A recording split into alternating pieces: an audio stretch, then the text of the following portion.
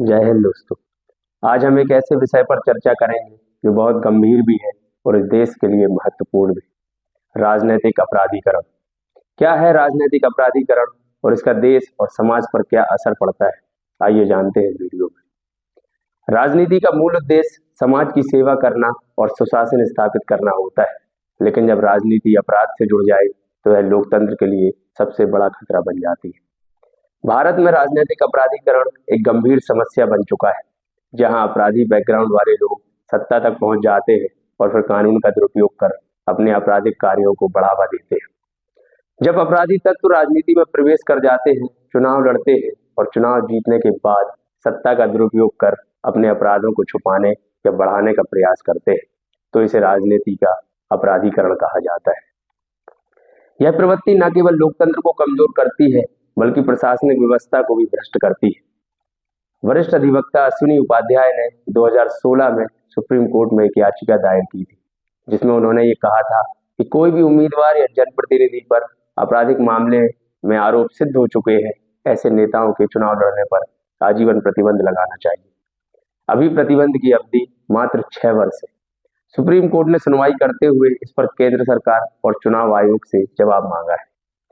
दोषी ठहराए जाने के बाद राजनेता के चुनाव लड़ने पर आजीवन प्रतिबंध की मांग वाली याचिका के जवाब में केंद्र सरकार द्वारा एक जवाबी हलफनामा पेश किया गया।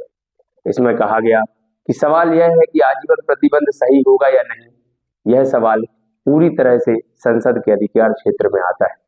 मतलब साफ है कि केंद्र सरकार ने इसका विरोध करते हुए संसद का कार्य क्षेत्र बताया, तो केंद्र सरकार भी इन अपराधियों पर चुनावी प्रतिबंध नहीं चाहती है।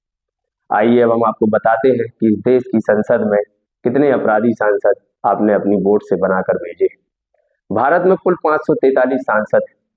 चुनावी विश्लेषण करने वाली संस्था एसोसिएशन ऑफ डेमोक्रेटिक रिफॉर्म्स के अनुसार 2024 में लोकसभा के 543 निर्वाचित सदस्यों में से 251 सदस्यों के खिलाफ आपराधिक मामले हैं, मतलब 46%।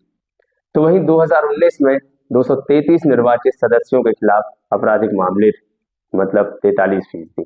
तो 2014 में 185, मतलब 34%, और 2009 में 162, मतलब 30%, और 2004 में 125, मतलब 23%। विश्लेषण के मुताबिक 2009 के बाद से आपराधिक मामले दर्ज होने की घोषणा करने वाले सांसदों ने 55% का इजाफा देखने को मिला है।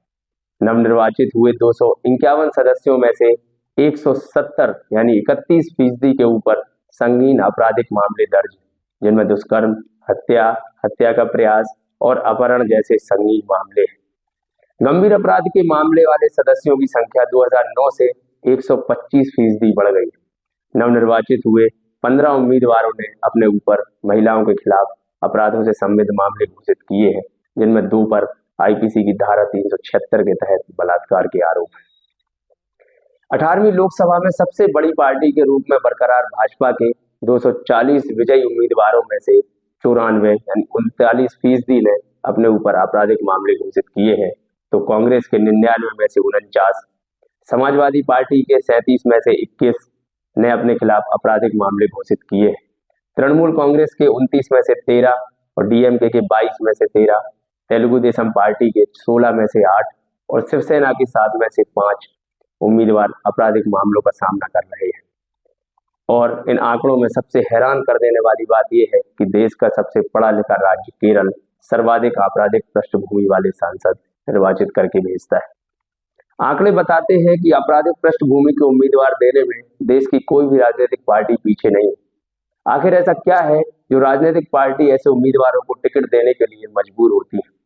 आपराधिक पृष्ठभूमि वाले उम्मीदवारों के जीतने की संभावनाएं अधिक होती है, क्योंकि चुनाव जीतने के लिए धन, बल और बाहुबल की आवश्यकता होती है, और ऐसे लोग ये काम आसानी से जुटा लेते हैं। चुनाव आयोग द्वारा चुनाव में खर्च करने का एक लिमिट फिक्स किया जाता है, लेकिन उसका कोई असर किसी भी उम्मीदवार पर नहीं पड़ता है। अगर इस देश में आपको आरक्षक भी बनना है तो आपको अपनी योग्यता साबित करनी पड़ती है, परीक्षा से लेकर फिजिकल फिटनेस और मेरिट लिस्ट आने तक। लेकिन इस देश का दुर्भाग्य देखिए कि जो संसद देश की संसद में बैठकर कानून बनाते हैं, उनके लिए कोई योग्यता नहीं चाहिए। चुनाव लड़ने के लिए भी कोई योग्यता घोषित करनी चाहिए और इसके लिए कानून बनाने चाहिए ताकि इस देश की संसद में योग्य उम्मीदवार पहुंच सके।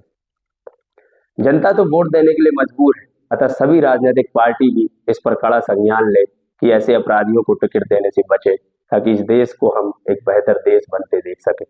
वीडियो पसंद आई हो तो वीडियो को लाइक करें और ऐसे ही वीडियोस देखने के लिए चैनल को सब्सक्राइब करें। धन्यवाद।